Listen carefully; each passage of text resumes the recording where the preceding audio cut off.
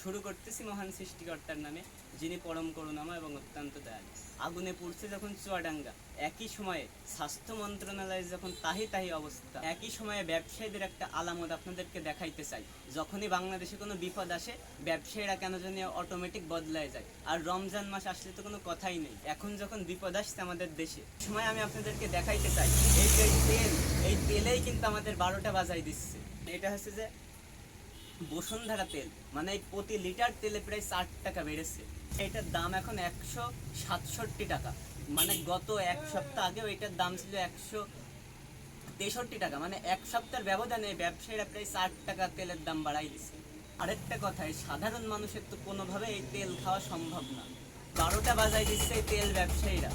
বাণিজ্য মন্ত্রণালয়ের কাছে যাওয়ার আগে এখানে যিনি তেলের ব্যবসাও করেন এবং তার পরিবারও এই তেল ব্যবহার করেন, আমি তার কাছে একটু জানতে চাই। আচ্ছা ভাই, আপনি বলেন যে এত কম সময়ে কতটুকু বেড়েছে তেলের দাম?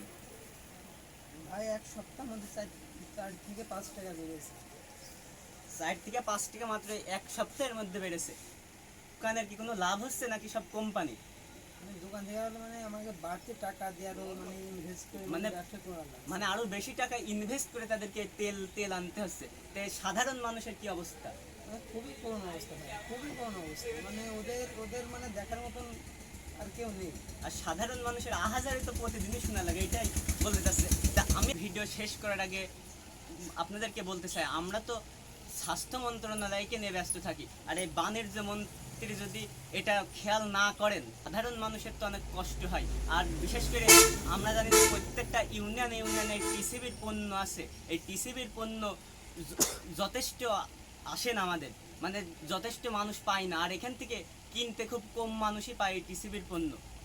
সকল মানুষের কিন্তু অনেক কষ্ট হয়। তাই আমি আপনাদেরকে অনুরোধ করব, প্লিজ, বিশেষ করে বাণিজ্য মন্ত্রী, আপনারা এটি একটু মনিটরিং করেন, না হয় সাধারণ মানুষের কিন্তু একদম অবস্থা তাহি অবস্থা। তাই আমি, আর বিশেষ করে যেহেতু দোকানে আসলাম, একটু আমি অ্যাড করে দিয়ে যাই।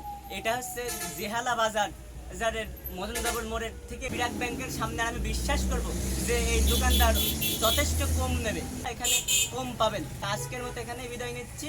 ভালো থাকবেন, সুস্থ থাকবেন।